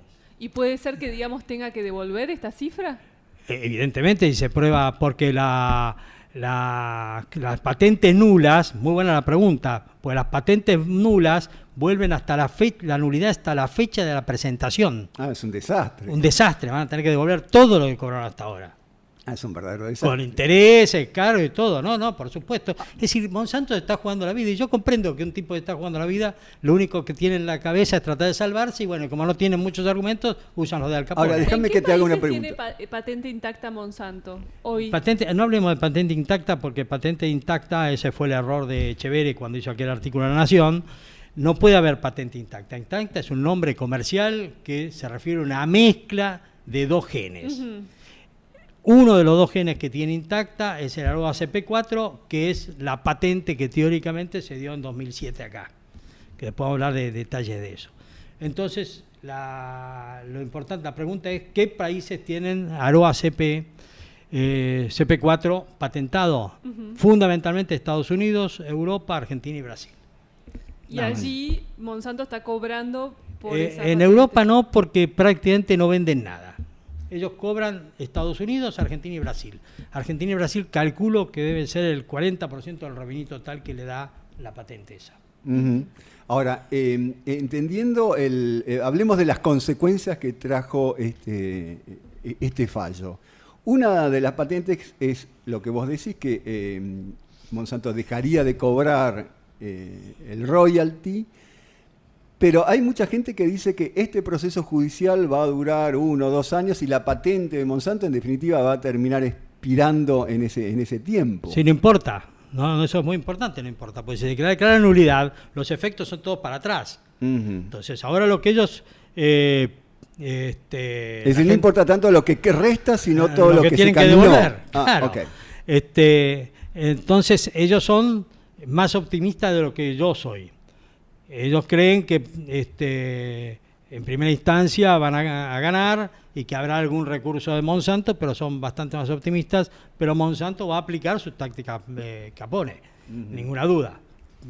Entonces esto puede ser muy largo y puede haber corrupción en todos los países del mundo, aunque la justicia brasileña está mostrando en algunos casos un manipulite bastante claro. No sé si en este caso también no van a ser sensibles a los encantos de Monsanto. Por tanto, esto no hay que cantar victoria. Hay que seguir discutiendo, hay que seguir peleando. Ahora, ¿esto se podría dar también en Estados Unidos? En Estados Unidos no se da, porque nadie que ir a un juicio con Monsanto en Estados Unidos implica tener en el bolsillo, en el momento que empezás, $100 millones. A ver, ¿por qué? Porque vos sabés que Monsanto va a llegar a la corte. Y llegar a la corte en Estados Unidos, los estudios de abogados en Estados Unidos ganan fortunas. Llegar a la corte en Estados Unidos tenés que tener por lo menos en el bolsillo 100 millones de dólares. Vas a ganar en primera instancia. Podés llegar a ganar en segunda, pero Monsanto va a la corte. No podés decir, bueno, voy a gastar 15 millones de dólares en la primera instancia o 10 millones de dólares en la primera instancia. No podés hacer eso. Pues si tenés 10 millones de dólares, vas a ganar la primera instancia, vas a perder después en la corte. Ahora, volviendo a la cuestión y analizando el proceso que ocurrió en Argentina, porque en Argentina se despertó la sospecha sobre, digamos, estos interrogantes de haber dado la patente, tanto como en Brasil. Pero en Brasil, como sabemos, o como vos viste, funcionó en noviembre, digamos, con plazos mucho más perentorios. Acá todavía está todo en veremos. Pero a pesar de haber capaz largado antes el proceso. Mucho antes largamos. Ahora, mucho antes. ¿qué ocurrió en todo? ¿Qué ocurrió para que esto no tenga un desencadenamiento muy parecido a lo que ocurrió en Brasil? ¿Qué factores, qué te respondían, digamos, las entidades de productores? ¿Qué te decían los Axoja? Yo no me imagino un Axoja acá haciendo lo que hizo el Axoja brasileño, pero eso es una prosoja. No me lo imagino. Pero ¿cuál fue la respuesta o cuáles fueron los impedimentos que aparecieron? Cuando empezó Monsanto, en el momento que empezó Monsanto a promover la soja intacta, tenían actividad agropecuaria y asistí a unas charlas de Monsanto sobre intacta y que decían que tenían patente y yo les decía que era imposible porque una patente así no se puede en la Argentina. La ley es clarísima, es muy, muy clara. Sí, sí. Y yo tuve ahí una reunión con Casamiquela, que era el último ministro de Agricultura del gobierno acá. Yo Casamiquela lo conozco muchos años, pude hablar con mucha franqueza y me dijo, ese tema no se toca. Ajá. No se toca. No se toca, le digo, pero decime que no se toca. Bueno, cuando cambia el gobierno soy muy optimista y inmediatamente le pido una reunión a Burjaile y Burjaile me delega en Bernaudo. El 26 o 27 de enero de 2016, es decir, mucho antes de la presentación en Brasil, me encuentro con Bernaudo y le explico que es un tema clarísimo, pero que él no quiero, porque le digo, vos no sabes nada de este tema, se enojó, porque yo le dije que no sabía, pero no sabe, y le dije, vos lo tenés que hacer, no tenés que seguir mi opinión. Vos tenés que armar un grupo donde esté Monsanto, estén todos. Y discutimos. Entonces vos vas a ver que Monsanto te va a decir que 2 más 2 son 22 y te va a pasar que un 2, hay un 2, son 2 al lado de eso. Esto es Monsanto. Y yo voy a venir y te voy a decir, no, está equivocado Monsanto. 2 más 2 son 4. Claro, a todo el mundo le parece que no sabe contar, le parece un disparate que sea 4, que tiene que ver un 4 con 2 más 2. Pero la realidad es que agarro 2 palitos, pongo otros 2 palitos y son 4. Y eso es lo que tenés que hacer. Pero el amigo Bernaudo se empeñó en que no, que él tenía otra solución. En junio me llama Bernaudo, mirá, tengo que hablar con vos sobre este tema, que yo me había roto una pierna, fue complicado para mí ir, pero este tema es muy importante, no había complicación que me pudiera parar. Voy a verlo, tenemos una hora y media de reunión, cuando llego a casa lo llamo y le digo, ¿para qué me llamaste? No entendí para qué me llamaste. Nada. Entonces al mismo tiempo yo estaba... Bueno, pero por lo menos se movió hacia... No se movió hacia ningún lado, pues se movió a un proyecto que fue el que presentaron en diputados, que fue un desastre, que no había ninguna posibilidad que saliera. Bueno, ¿y qué pasó con las entidades? Bueno, al mismo tiempo yo empecé a hablar con las 4 entidades con suerte variada. Suerte variada, con Inagro no logré avanzar nada, tuve algunas peleas feas. Con Federación Agraria me dijeron que ellos estaban trabajando con Vergel y Correa. Es un estudio. Son 2 estudios. Vergel es un estudio importante, Viñas Vergel y no me acuerdo el tercero, que trabaja para especialmente el grueso de los negocios de él, están con la gente de... Bueno, ya me voy a acordar. Pero tiene tradición en patentes. Pero Vergel ve todo desde el carisma ideológico, desde el prisma ideológico. Y bueno, y no tenemos que mezclar ideología con esto es técnica. Y por más ideología y por más lloremos que los países en desarrollo, y esto no convence a nadie. No, además no tiene nada que ver con el punto. Yo he tenido 2 contactos muy importantes con Estados Unidos. Estados Unidos nos inició en el año 98 las conversaciones para llevarnos a un panel a la OMC. De las 50 preguntas que hacía Estados Unidos, preguntaba por qué IPESA, que era mi compañía de agroquímicos, tenía registros. ¿no es cierto? Así que estaba muy interesado Estados Unidos en IPESA, pues si de 53 preguntas, la cuarta era mía. Importante, bueno, logré armar un buen equipo en Cancillería y salió gratis. Ganamos todas las preguntas, las 52 aceptaron la respuesta, la tercera dijo, bueno, si algún día aparece de vuelta el tema en otro país que yo lo voy a tratar. Es decir, gané 100-1. Después tuvimos una discusión sobre propiedad de los datos de registro en FAO, y ahí con la ayuda de este discurso de Bush que rige de 100, recién logré cambiar el voto de la Embajada de los Estados Unidos, que era muy importante porque en muchos temas los países no tienen la estructura para analizarlos, entonces siguen a un país o a otro. Y lo real, que de 160 y pico de votos, 120 votos tenían instrucciones de seguir la posición de Estados Unidos, entre ellos China. Yo tenía 3 votos cuando empezamos la reunión. La realidad que el jueves, cuando cerró la votación, después de mis charlas con la Embajada de Estados Unidos, decidió abstenerse. Al abstenerse se abrió un desastre, se suspendió la reunión, se volvieron a alinear los tantos y bueno, tuve 86 votos a favor, 20 abstenciones y no sé cuánto. Lo que vos estás diciendo es que cuando hay dato, hay técnica y hay información... Los americanos no son te mando el cañón, no. Hay que ir a hablar. Que esa fue mi recomendación a Bernardo. Mi recomendación a Bernardo era anular la patente, inmediatamente viajar a Washington. Bueno, anular la patente no es un tema menor, capaz que hay que arrancar por un procedimiento administrativo. Pero ¿por qué? El gobierno, el Ministerio de Agricultura o Producción, del cual depende del INPI, le puede decir anularle y listo.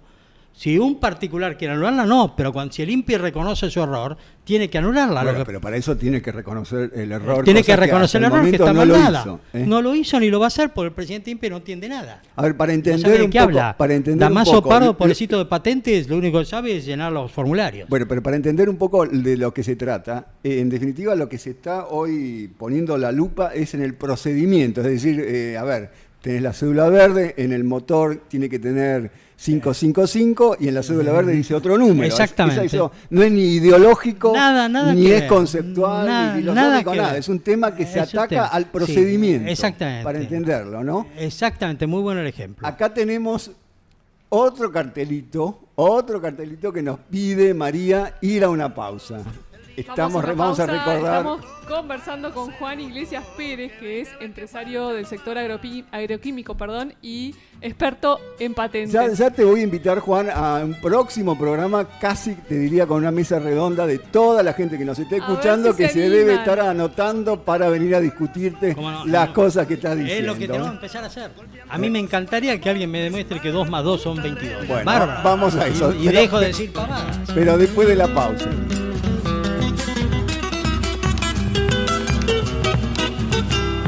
Tu caballito oscuro, el viento lo ha de frenar, lo han de ensillar las estrellas, el lucero lo hay montar.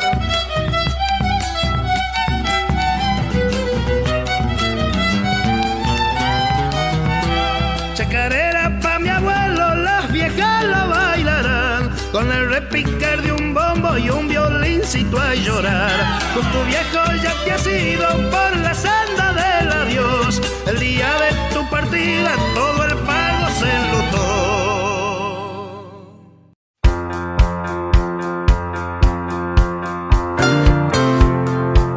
Bueno, seguimos acá con Juan Iglesias Pérez, experto en patentes, empresario que tuvo una larga trayectoria en toda la cuestión de herbicidas, comunista también, tan comunista como George Bush hijo, con esta, te diría casi una justa que tenés contra la cuestión de patentes mal dadas, no contra la patente, el concepto de la patente, sino el peligro que muy poca gente tiene en cuenta del peligro de otorgar patentes, entre comillas, truchas, y las consecuencias que tiene en la producción de alimentos. Pero vos tenías una pregunta que hacerle acerca de si hay que, acá en Argentina, hay que desembolsar $100 millones para llegar a la Corte de Justicia. Uno se asusta un poquito, ¿no?, acerca del funcionamiento de la justicia, porque si la justicia solo funciona a través de semejante cantidad de dinero... Vamos a recordar el ejemplo que diste vos, Juan, que había que poner $100 millones para llegar a la Corte de Suprema. En Estados Unidos por eso es que nadie aparece. ¿Y qué pasa en la Argentina? No, en la Argentina yo he tenido muchos juicios... que he llegado hasta la Corte y lo más que he gastado son $400, $500 mil para llegar a la Corte. Bueno, igual hay que tener... Bueno, pero dime, para los millones de dólares que se llevan Monsanto Royalties, en nada. Bueno, Peanuts, como dicen los americanos. Sigamos con la recorrida de la gente que vos estuviste viendo en todos estos años, despertando la inquietud de una patente mal dada. ¿Lo viste al que fue, la que era en su momento presidente de la Sociedad Rural Argentina, Luis Miguel Echeverri, que ahora nada más y nada menos es ministro de Agroindustria? Con Echeverri no estuve porque me dijeron que hablara con Pellegrina. Ahora, todo empieza cuando Echeverri publica un artículo en el Diario de la Nación, en la sección Campo, diciendo que no había patente de Intacta. Ahí yo entré en contacto a través de Fiedler y después hablé con Pellegrina a decirle que estaba equivocado. Entonces Pellegrina me dijo, no, nuestro Casaña, nuestro abogado, y muy educadamente Pellegrina se ofreció a hacer una reunión con Casaña. Bueno, llegué a la reunión con Casañe, realmente... Es el estudio de abogados que asesora rural. Yo a la reunión estaba Ezequiel, el hijo de Juan Carlos, y dos chicos, una chica y un chico, que realmente no tienen idea, tendrán idea del trámite de la ventanilla de las patentes, pero no de leer y entender una patente. Porque el artículo de Echeverri no fue motu propio de él, sino fue por asesoramiento de Casañe. Y eso en función de una nota que había mandado Rural al INPI preguntando si había una patente de Intacta. Ir a preguntar al INPI si hay una patente Intacta es como ir a una gomería y pedir una rueda cuadrada. Es lo mismo. Va a ser muy difícil. No, ¿qué te van a decir? No hay. No hay. Y te van a ofrecer unas redondas, pero vos estás chocho porque vos querés una cuadrada y no hay cuadrada. Te fueron a preguntar algo que no existía. Entonces el INPI le contesta claramente, no hay ninguna patente Intacta, pues no puede haberla, pero hay patentes relacionadas, Tyler relaciona, y otras en trámite, unas 10, 12 patentes. Entre esas patentes está la patente de la ACP4, que es el gen de interés de Monsanto. Es decir, le dijeron de alguna manera, pregunte por la rueda redonda. Exactamente. Bueno, entonces lo lógico es que preguntó después por la rueda redonda. No, todos los brillantes abogados del estudio Casaña me dijeron que estaba equivocado. No entiendo. Sí. Cuando yo fui diciéndole que estaba mal hecha la pregunta y todo eso, me dijeron, no, el equivocado soy yo y que yo estaba equivocado. La respuesta esa era total. Pero es decir, nunca volvieron a repreguntar pidiendo nada. Por la rueda nunca redonda. Nada, a pesar que les fui y avisé. ¿Y eso a qué lo atribuís? Mira, la estupidez humana no tiene límites, ¿viste? ¿Qué te voy a decir? No puedo hacer ninguna elucubración. Ahí quedó en vía muerta. Quedó en vía muerta. Insistí mucho, pero Pellegrina me dijo, mirá, son nuestros asesores, listo. Termina ahí. Fuiste. Me encontré en el CARI un día con Echeverri, le dije que quería hablarlo con él el tema, y dice, no, seguir con Pellegrina, ni bolilla, cuando todavía era... ¿Y qué entidad movió? O si se puede decir movió o se interesó en este tema. La única persona que se interesó realmente y que todo estaría siendo distinto fue Juan Reikele de CRA. Juan Reikele, que falleció el año pasado, un chico muy joven, realmente fue el único que mostró interés y logró algo clave antes de que el propio Monsanto dijera cuáles eran las patentes que ellos decían que tenían. Él bastante, posiblemente no con mucho acuerdo de la gente de CRA, logró mandar una carta documento a Monsanto, que primero no le dio bolilla en que definieran cuál era el número de la patente, no le dieron bolilla, después se hicieron una carta documento más dura que iniciarían acciones judiciales, entonces ahí Monsanto contestó y ahí individualmente sabemos perfectamente la patente que ellos decían que tenían. Ahí fue el INPI, solicité ver la patente y me di cuenta que la patente es de una truchada espectacular. ¿Por qué? Porque las patentes se dividen en dos partes principales. Las reivindicaciones, que es lo que yo quiero patentar, lo que digo que es mío, lo que es mi derecho de propiedad. Y esas reivindicaciones tienen que estar descriptas. Las reivindicaciones describen un gen que se usa para introducir el gen que te interesa. Esa es la primera. La segunda reivindicación habla del gen AROA-CP4 y después del cierre. Ellos, el único que describen es el gen usado en la introducción, pero eso es un método, no tiene nada que ver. Al AROA-CP4 no lo describen, por tanto esa patente no podía ser dada. Es decir, no aparece lo que realmente lo que quieren... interesa no aparece. ¿Y por qué no? Porque en realidad no la podían patentar, porque ese gen, el AROA-CP4, es el gen del R1. Es decir, ya está patentado. Ya no estaba, acá en la Argentina nunca tuvieron la patente. Okay. Pues en la época que ellos estaban, a pesar que era la época del menemismo, que tanto los gobiernos acá hablaron tanto de la entrega, y que ellos no se la dieron la patente No se la del dieron. menemismo. ¿No es cierto? Entonces... Sí, es parajódico, ¿no? Porque no se le entrega el gobierno Vendepatria menemista Claro, y se la vende le entrega el Nacional y Popular K. Exactamente. Es difícil de entender. Son No, es fácil de entender. Porque la señora Kirchner recibió $3 millones por eso. Bueno, eso pero no tengo ninguna dificultad en decirlo. Que me haga la demanda que quiera. Bueno, disculpen si los comprometo a ustedes, pero yo soy un tipo profundamente comprometido con la realidad, ¿viste? Entonces creo que no. Pero continuemos en la cuestión entonces, como te dije, con CRA llegamos a eso, teníamos armado ya la iniciación del procedimiento administrativo. Yo he hecho contacto con un administrativista importante que es Jorge Barballelata, había pasado un presupuesto de algo así como... eran $4.000, nada. Bueno, CRA no quería ponerlos, ahí dije yo ponía la mitad, además yo pagaba $3.000 a un experto, un biólogo experto que está en la Max Planck, para hacer el parecer técnico que necesitaba Barballelata. Bueno, ahí se muere Juan Requerito, que no nada. Así que bueno, hemos hablamos con Campi, con Chiesa, pero nada. ¿Qué pasó con las entidades, digamos, que no son gremiales, pero sí, digamos, específicas o más técnicas? Llamalo a CREA, llamalo a PRESID. No, a PRESID imposible. A PRESID imposible. A PRESID nunca. Tenemos que tenerlo claro. PRESID es un apéndice de Monsanto. No hay ninguna autonomía. Es decir, el amigo Pedro Viñó agradecido. Bueno, Pedro está enojado conmigo, pero ¿qué va a hacer? Pobre Pedro es un ingenuo. ¿Qué voy a hacer? Es decir, bueno, con APRESID nada. Con APRESID nada, con la gente de CREA tuve algunos contactos, nada. Tampoco. Nada y con entonces sos un solitario. Soy un solitario, pero ¿qué pasa? Cuando presentaron el proyecto de ley del año pasado, que le dije no va a salir, no salió. No entiendo, a ver, repetí. Ellos a fin del 16, Bernaudo mandó su proyecto de ley. Sí, dale. Que entiendo que ese proyecto de ley lo que intenta hacer es que las patentes queden a un lado, es decir... hablo del primer proyecto de Bernaudo, el que presentó en septiembre del 16 en la Cámara de Diputados. Que hubo una reunión muy bien organizada por Alegre, que hubo una gran participación masiva. En la Comisión de Agricultura de Diputados. En la Comisión de Agricultura y todo eso. En la Comisión de Agricultura dos reuniones masivas en las que me permitieron hablar a mí, no porque el gobierno me diera un lugar para hablar, sino porque me invitó Felipe Solá a que expusiera mi punto de vista. Felipe Solá se siente comprometido porque fue el que lanzó la soja CP4 acá y todo eso, así que bueno. Entonces pude hablar y pude explicar que el tema no se puede encarar una ley de semillas hasta que se defina qué hacemos con las patentes. Con la ley de patentes. El amigo Damaso Pardo dice que puede haber doble ley. Protección. Mentira, no tienen ni idea.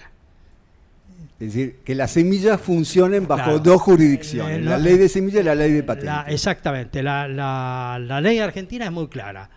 Tenemos ley de semillas y tenemos ley de semillas y ley de patentes. ¿Y qué pasó? ¿Por qué se crea UPOV allá en los 60? Que es de donde sale la ley nuestra de semillas, que todo el mundo dice que es vieja, pero es exactamente igual que la que tiene Estados Unidos. No la ves tan vieja. Y si nadie la ve vieja en el mundo, la brasileña también es muy parecida, aunque es bastante posterior a la nuestra. Si no la ve nadie, no sé por qué dicen que es vieja. En realidad no entienden ni lo que dice la ley, ese es el problema. Entonces, ¿por qué se crea UPOV? UPOV se crea porque después del fallo de Calo... Explica qué es lo que estás diciendo. UPOV es un organismo internacional con sede en Basilea, creo que está, que se hizo un acuerdo de los productores, de los países alrededor de la protección, de cierta protección para las variedades vegetales, ¿no es cierto?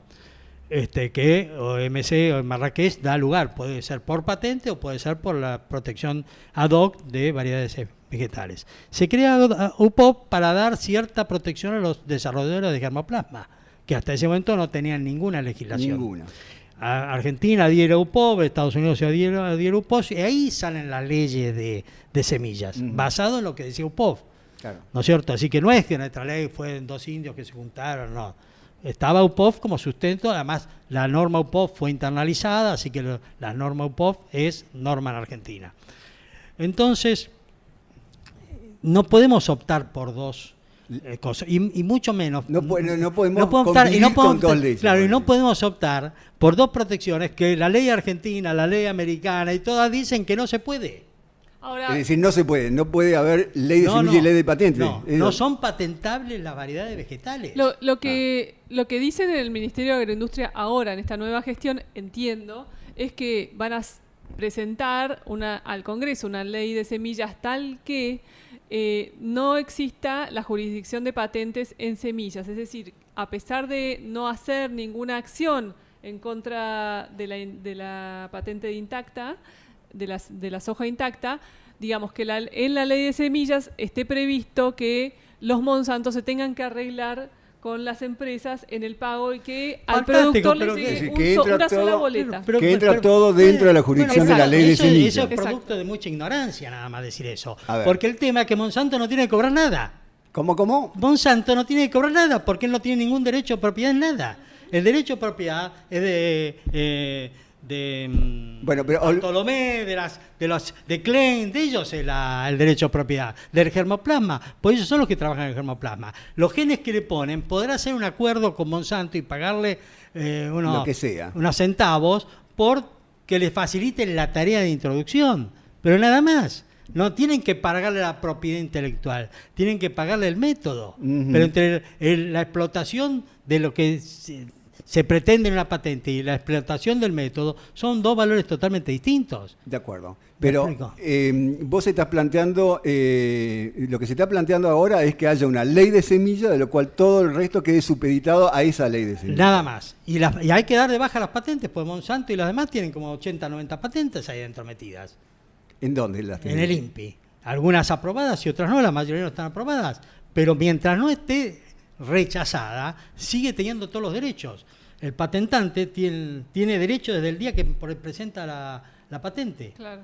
Es decir, que si no las anulás y mañana no pueden, por la ley de semillas, que gente que no sabe de qué habla empieza a proponer, ellos van a ir a la justicia federal y la justicia federal va a decir, muchachos, pagando. Vos estás diciendo en definitiva esas 80 o 90 patentes que andan dando vuelta en el INPI, decís que tienen que salir todas porque no se puede patentar un organismo vivo, básicamente por eso. Exactamente. Y avalado con lo que dijeron los norteamericanos en el último fallo. Exacto, 2013. Ahora, por más que los norteamericanos hayan hecho ese fallo, yo te pregunto, ¿en Estados Unidos también funcionan patentes de organismos vivos? Pero las patentes están dadas antes de eso. Entonces, antes del fallo. Claro, están presentadas. La patente cuando está presentada tiene vigencia. Yo presento una patente hoy, mañana alguien hace lo que yo digo está en la patente y ese me va a tener que pagar. Sí. ¿Me explico? Sí. Hasta que me digan que la patente es nula, pero hasta que me digan que la patente, si me rechazan por no patentable, en ese caso lo que el otro usó mi patente 2 años, me va a tener que pagar igual por 2 años. Okay. Ahora, si la nulidad, lo importante de la nulidad es que remite todo al día de la presentación. Está bien, pero te vuelvo a repreguntar. El fallo norteamericano que es del 96. No, 2013. 2013, el último. Vos decís que a partir del 2013 no hubo más patentes en Estados Unidos. No sé qué está pasando en Estados Unidos, porque vos de eso te enterás un tiempo después. Ajá, ok. De 2013 para acá, nadie... Es decir, hay una gran pelea ahora a través de los CRISPR-Cas, que es otro disparate, pero bueno. Es decir, las patentes que andan dando vuelta son anteriores al 2013. Exactamente. Por lo cual se viene una gran discusión a nivel mundial. Que tenemos el caso de la Extend. La Extend es una patente de la Universidad de Nebraska del año 2004. Esa patente en Estados Unidos ya está otorgada y hasta que alguien no haga un juicio va a seguir otorgada. Bueno, hacemos una nueva pausita, ¿eh? Vamos.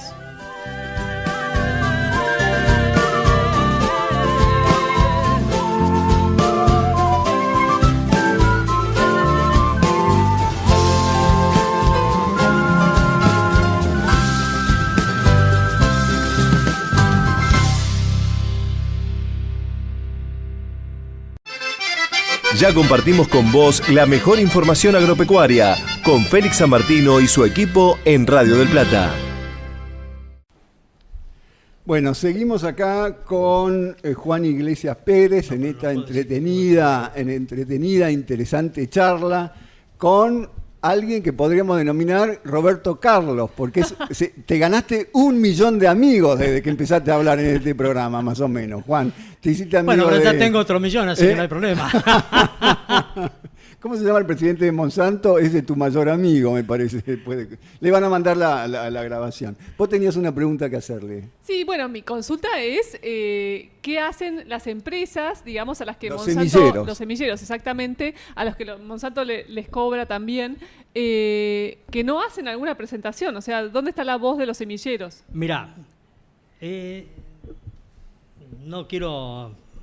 Los semilleros, vamos a aclarar, muy vapuleados con las especies autógamas, los trigos, la soja, que con el fenómeno de la bolsa blanca cobran poco por sus adelantos, ¿no? Lo de los semilleros, dejémoslo aparte, cada uno tiene sus intereses, todo. Yo te voy a explicar qué hace el gobierno, qué hace el Ministerio de Ciencia y Tecnología, que me importa mucho más. Porque, ¿qué pasa? Con este paraguas que tiene Monsanto, ningún investigador va a gastar nada en investigar nada porque tiene miedo a caerse. Son patentes tremendamente amplias donde cualquier cosa que haga está dentro de la patente. ¿Qué sé yo? Y tenemos además... para entenderte, vos decís que cualquier desarrollo o investigación puede tropezar con el límite de otra patente. Exactamente. Es decir, la amenaza del apagón tecnológico... Además, como son malas y muy confusas, no sabés dónde estás parado. Estás en medio de un pantano. Bueno, lo que pasa es que en el mundo de las patentes, aquí en el mundo, es un lugar bastante pedregoso, ¿no? Es bastante no cabe ninguna duda. La patente acá, te pueden copiar en China, tenés que hacerle un lío en China, tenés que tener una billetera fenomenal. Digamos, hay muchos interrogantes con empresas, llamarlas así, las biotecnológicas, las bioseres, llamarlas así, porque pueden tener el adelanto más grande del mundo, pero al lado tienen que tener una billetera muy grande para bancar esa patente. ¿Vos decís que de bioseres sí puedo hablar. Digamos, estamos en el famoso apagón tecnológico, que es justamente la amenaza de Monsanto. Un apagón al revés. Exacto. Un apagón al revés. Pero entonces yo pensaba que el ministro de Ciencia y Tecnología va a estar muy interesado en esto. Porque la Argentina tiene un buen potencial, muy buen potencial para trabajar y desarrollar, pero respuesta cero. Y he estado reunido con él, le pedí que armara un equipo, armó un equipo. Nada, con un equipo de contadores, una chica abogada que... Estás hablando de, te reuniste con... Baradón. Con Barañao, ¿eh? Barañao. Bueno, Barañao, y eso es lo importante. Para ir resumiendo un poco la charla, porque se ha dado... A ver si... Un segundo más. Yo creo que Etcheverry tiene la obligación hoy como ministro de Agricultura decir que su artículo estaba mal. Es una obligación ineludible, porque no es un artículo de cualquiera, es el artículo de un señor que hoy es el ministro de Agricultura. No me cabe ninguna duda que lo primero que debe hacer antes de hablar de nada de todo esto el Ministerio de Agricultura es un mea culpa de Etcheverry por haber dado un mensaje equivocado. ¿Cuál sería el mensaje digamos, que se equivocó? Más allá de retractarse o no, artículo que decía que no había patente. Lo que importa es los pasos que va a dar el gobierno observando que nuestro país vecino hizo una acción de tal envergadura, me parece. Por eso, el gobierno tiene que avanzar en el mismo programa de siempre. Tiene que dar de baja la patente, sentarse con las autoridades americanas y explicarle por qué 2 más 2 no son 22, como dice Monsanto, sino son 4. Antes de darle de baja, que por lo menos se inicie el proceso administrativo. Ese proceso administrativo dentro del propio organismo es fácil, porque el INPI por motu propio puede darle de baja, no necesita hacer nada. Entonces Cabrera llama a Damaso Pardo y dice, da de baja tal patente, y Damaso Pardo al otro día la bajó. Pero déjame que discuta. Me parece que para hacerlo ordenado tiene que haber el proceso administrativo que diga sí o no, y después se le dará de baja sí o no. Claro. O la revisión. Damaso, ¿qué va a hacer? Porque si no funcionamos a la vieja usanza, un llamado por teléfono para dar de baja para algo. sintetizar. Pero alguien tiene que tomar la decisión. Para iniciar el proceso. La ley dice claramente que el propio organismo puede tomar una decisión. La ley de procedimientos administrativos dice claramente que si un organismo advierte que ha cometido un error, puede anularlo. Yo creo que ese es el camino, en definitiva, entonces, atendiendo lo que ocurrió en el otro lado. El propio organismo. Y por supuesto, no digo que la dé baja porque yo le digo, pero arma un grupo de expertos, en 10 días da de baja la patente. No es ningún trabajo. El problema es que tienen miedo. Y no se puede gobernar con miedo. ¿Por qué decís que tienen miedo? Tienen miedo porque vos le tenés miedo a todo lo que no conoces. ¿Leíste la Divina Comedia? Dante paseando, por eso, Dante paseando por el infierno, terrible. Claro, todo es miedo. Todo es miedo. Pero si sabés que el infierno no existe, no tendrías ese miedo. Se acabó el miedo. Exactamente. Para ir resumiendo, porque dimos muchísima información, así nos ordenamos un poquito todo lo que vos dijiste en esta charla.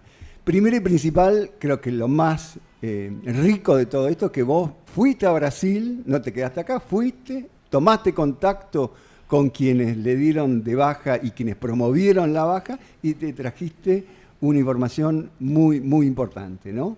A partir de ahí se abren un montón de interrogantes de lo que puede o no suceder acá en la Argentina con respecto a lo que ocurrió, y dijiste también una consecuencia muy grave, que no sé si se tiene en cuenta, con respecto al impacto que puede traer para las finanzas de Monsanto el hecho de que primero se deje de cobrar la regalía y B, que pueda llegar a ir al punto de tener que devolver lo que cobró. Y le va a pasar a Monsanto lo mismo que le pasó al Capone, que le descubrieron los libros contables.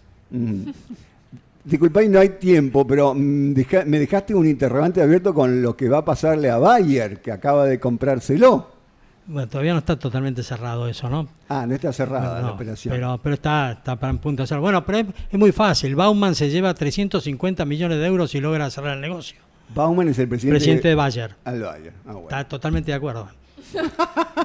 Bueno, vos me querés dar la respuesta a la pregunta. Ya tenés la respuesta.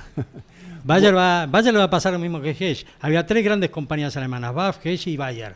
Hesch lo agarraron financieros y desapareció. BAF sigue manejada por químicos con poca rentabilidad, no son acciones estrellas, pero sigue.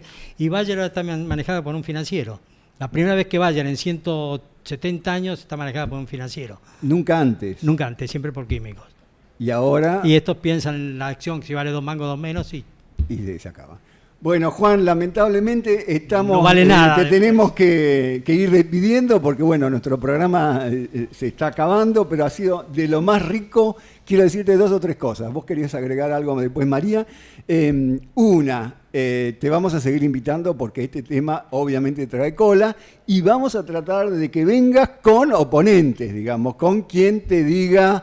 No, Juan, está totalmente de la cabeza, 2 más 2 es 22, no es 4, y vos juegues con tus argumentos, porque en definitiva lo que ha quedado de esta charla es la falta de discusión pública de este tema. Es decir, nunca ha estado de alguna manera bajo cuerda o demasiado contenido con gente que o que tenía miedo o que no tenía plata como para iniciar el proceso, o andás a ver qué. Así que bueno, Juan, te agradecemos muchísimo haber estado con nosotros. Bueno, muchísimas gracias por la invitación. Pero sin molestarte, aleluya. Todos mis ideales, no hay precio para nadie, aleluya. En la Biblia muchas veces dice, ojo por ojo, diente por diente. Tú eres el sol, yo la luna sola. Tú eres el rey, yo la corona. Yo tengo hambre, tú eres el pan. Eres la razón, la de mi vida.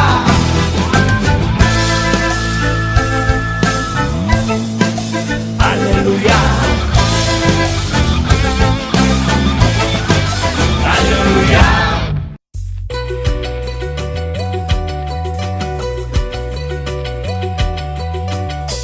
Canto nochero, eterna canción, canto del alma en busca del sol, cuenco de barro tibio mistol, canto nochero, siembra de amor.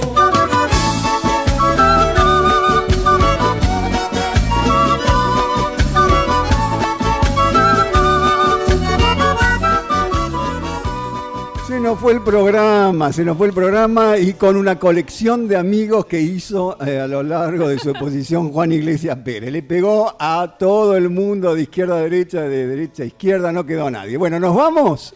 Nos vamos, sí, claro. Bueno, nos vamos. Gracias María Martini, gracias Lorena Tesio. María, si te parece, vamos a despedir bien el programa. Por supuesto, muchísimas gracias a Melanie Martín, que está en los controles, a Lorena Tesio en la producción y la producción general de Puquén. Bueno, será hasta el próximo sábado. Muchísimas gracias.